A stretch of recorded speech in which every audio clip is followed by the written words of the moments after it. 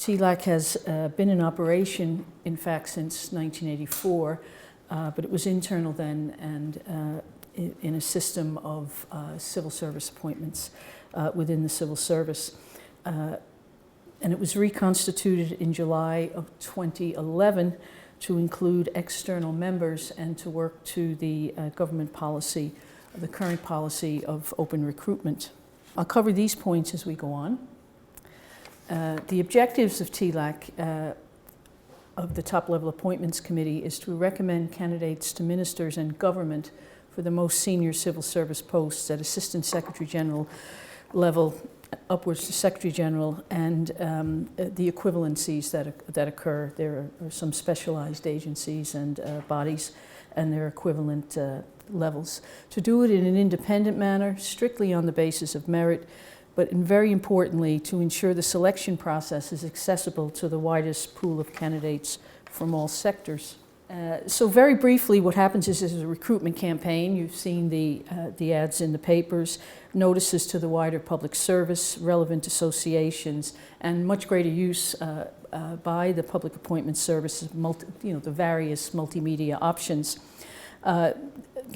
Applicants apply, interested candidates can obtain an information package over the web with the application, the requirements for the post, and the competencies required, etc.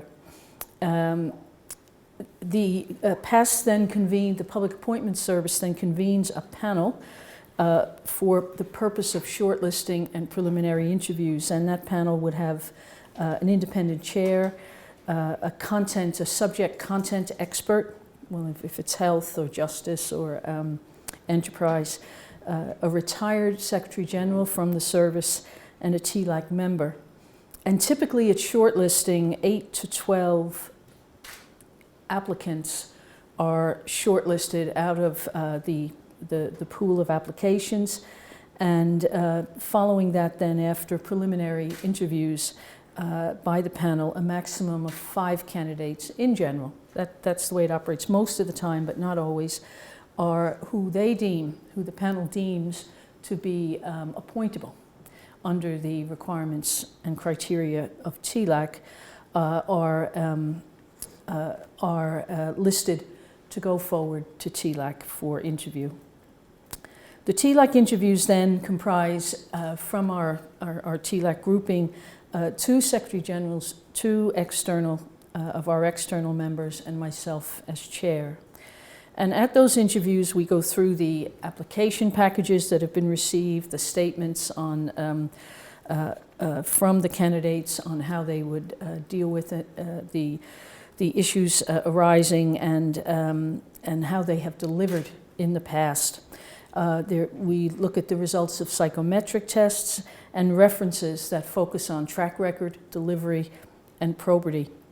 And then in the interviews themselves, we share questioning around what we understand and feel are the characteristics for the post in terms of qualifications, fitness for the post, judgment, very much on the track record of delivery, strategic leadership, performance management, communications, and the capacity to manage change and reform.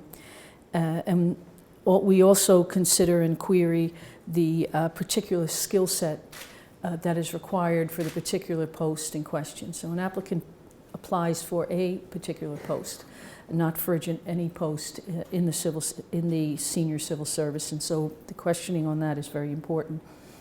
At the conclusion of our interviews, we deliberate and make our recommendations. In the case of an Assistant Secretary General, 1 recommendation is made to the relevant minister, and in the case of Secretary Generals, a maximum of 3 recommendations, but not necessarily 3, are recommended to government for Secretary General, and these require approval by Cabinet.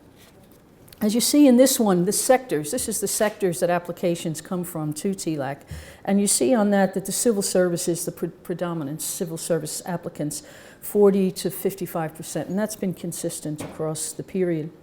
The public sector, public service remains consistently at about 20%. That we haven't seen any real change in that.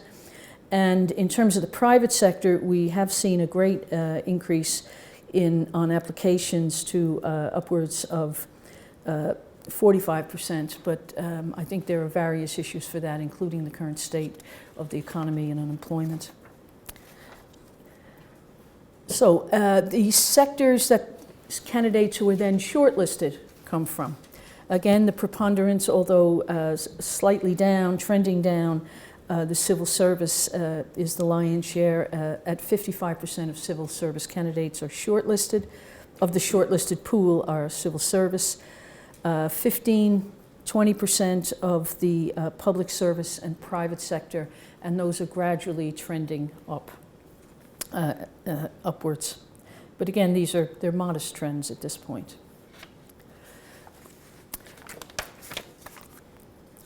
Of those candidates who go to preliminary interview, who are the ones that succeed there and progress onward to final TLAC interview?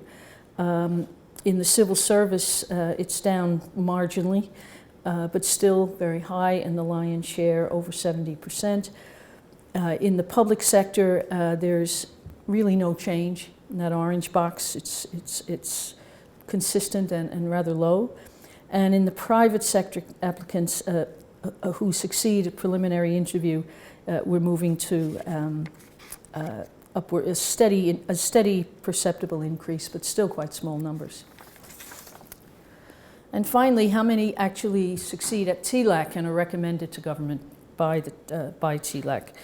The civil service, again, still the lion's share, but downward to about 70% now. The public sector, little change. But the private sector is beginning to trend upwards.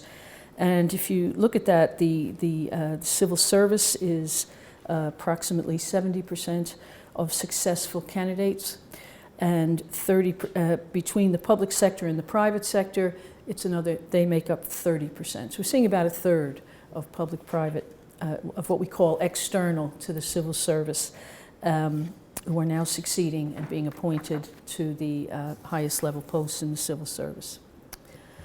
This is an interesting slide because traditionally senior appointments were largely from within their home departments. Traditionally, someone joined the civil service and worked their way up through that department, and there was very little mobility amongst civil service departments. So this is a very definitive trend over this period since 2010, is a clear line now where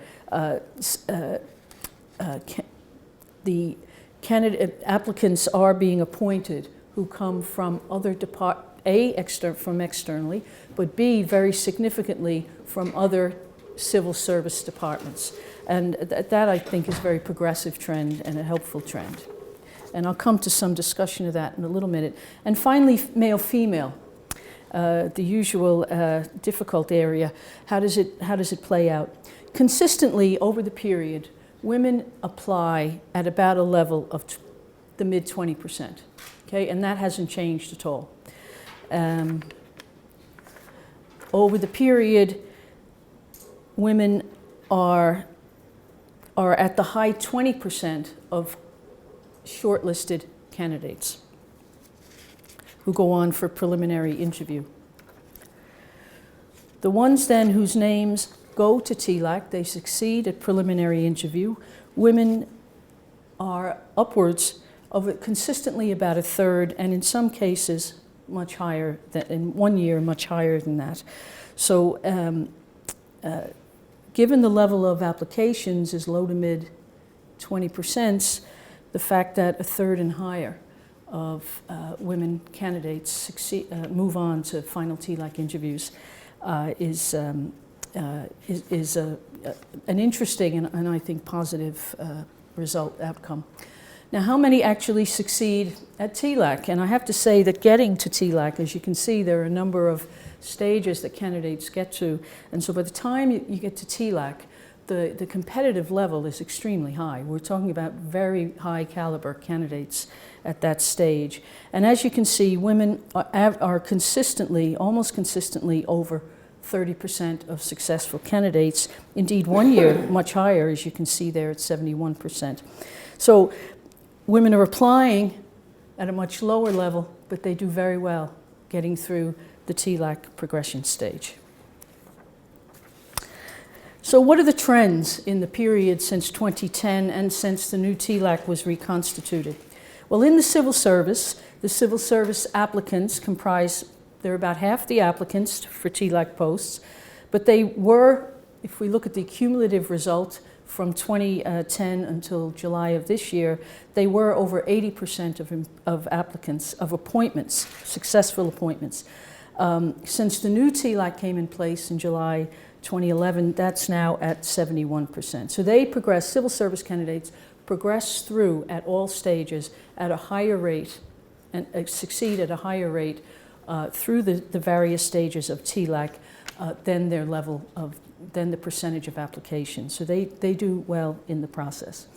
The public sector, and by that I mean the wider public sector, local authorities, health service executives, state agencies, they have consistently been represented about a fifth of applicants and 14% of appointments, and there's been virtually no change, marginal change in the period over that we have these statistics for.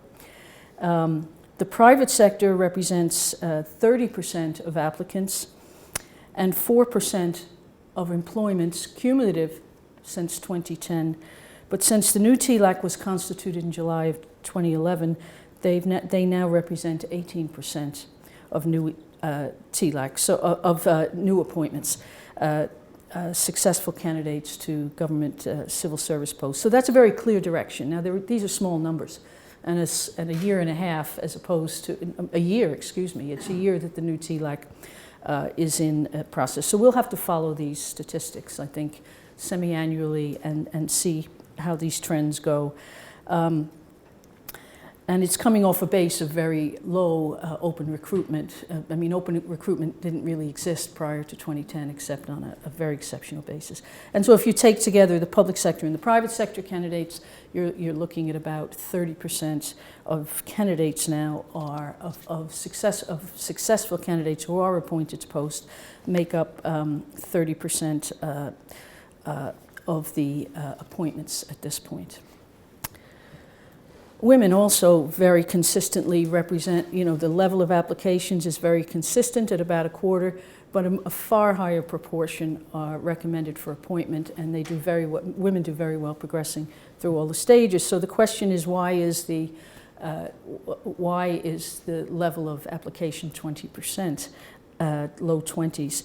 And I honestly don't know, but I think an analysis will need to be done at assistant principal and principal officer level to have some idea of A, what the makeup is statistically, and B, what are some of the barriers if they exist. Because certainly once women are in the TLAC process, they progress very, very well and are successful. The other is mobility is increasing, and people going across civil service departments. Which is a very positive development, from 73% appointed from the Home Department in 2010 to 44% currently.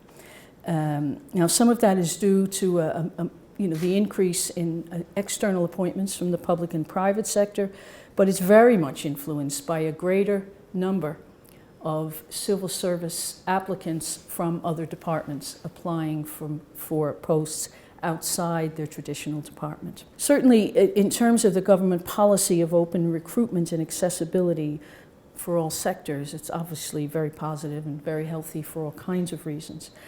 But the implications are that the traditional method of recruitment and selection needs to be adapted to ensure that it is accessible, understood, and open, not just saying it's open, but being open to candidates from other sectors. And that means things like materials and information and how things are worded. There's a traditional language in the civil service, as there is in all sectors, And certainly that language might be different in the public sector and certainly in the private sector. So there's a challenge there. And making sure the process at all the stages in the TLAC process is more is really suitable and attractive to candidates from outside the public service, rather than not intentionally but unintentionally creating barriers. And so that's something we're looking at, and we're looking at with the Public Appointments Service as well, because methods of recruitment and selection at very senior levels in the private sector, as you know, are quite different than the traditional methods in the civil service. So we can't just have a policy of open recruitment. It's wonderful to have it, but we have to have also the means and the mechanisms to ensure it in fact is working to achieve. The infrastructure can support that objective. Other perceptions is that the recruitment into the civil service is seen as a closed shop. I don't think there's a real understanding or knowledge abroad that there is open recruitment. It's seen as a closed shop. I think a lot of parts of the private sector wouldn't even know there is open recruitment. And another perception would be that there wouldn't be a fair playing field.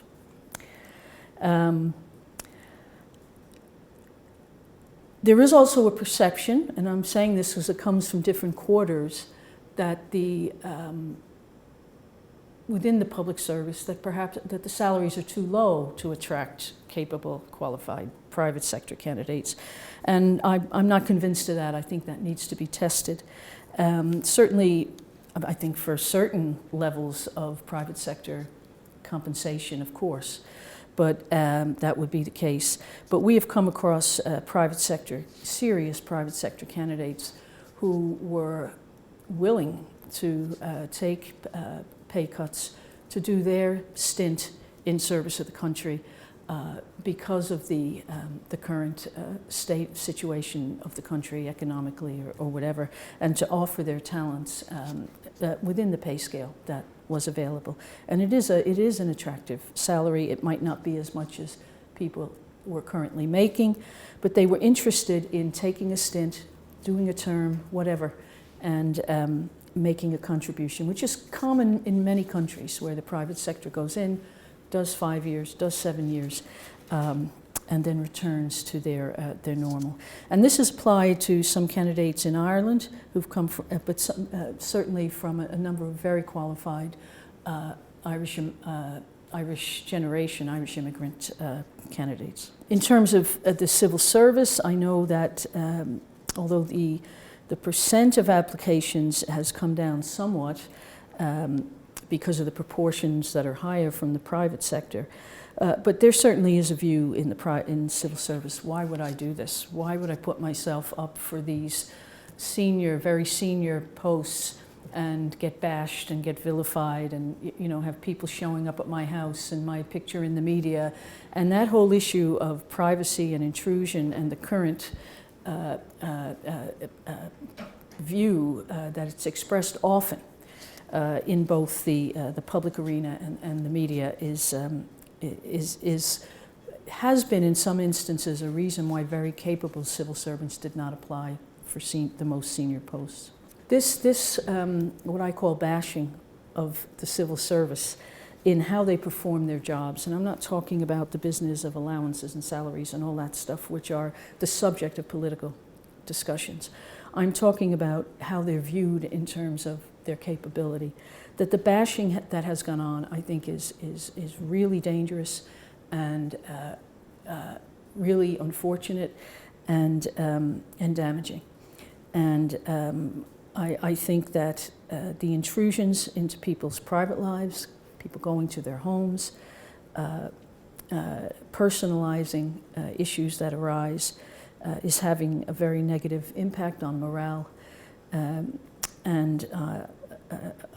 I just don't think it's a healthy thing for society to see a group of people who are involved in leading the administration of government in this country seen in that kind of very negative light. every sector, everybody makes mistakes.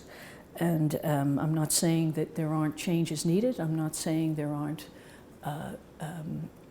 issues around capability in some spots. That does exist. It exists in every sector. But the current very public land-basting, I think, is unfortunate and unfair. And in fact, my experience in chairing TLAC, and I chair virtually all the TLAC panels, so I've had great exposure to the candidate pool, and by the time they get to TLAC, this is a very competitive process. But I certainly know of my colleagues and external members the external members in TLAC are very accomplished people in the private sector, that we have been hugely impressed with the caliber of the civil service candidates that come before us. The standard, the capability, their expertise, their commitment, is huge, and makes them competitive with any sector and top-level candidates from any sector. And I don't believe this is either recognized or understood in the wider arena. Our job in TLAC is to get the best candidate for the senior post in question. The best fit, the best skill, the best capability. That's our job. And the reality is, and the fact is, that in many, many instances, it is the civil service candidates who achieve that level over and above candidates from other sectors. And it's not because the candidates from other sectors aren't capable. There is just a very high standard. And by the time people get to the TLAC, the punishment of a TLAC interview, it's a very, very competitive standard. And my final comment is on this whole business of redeployment mobility across the civil service, the wider public sector and the semi-state sector. It doesn't happen to any degree, as you can see from our statistics, but it is absolutely essential for management development, skills transfer, capability development, indeed for career development.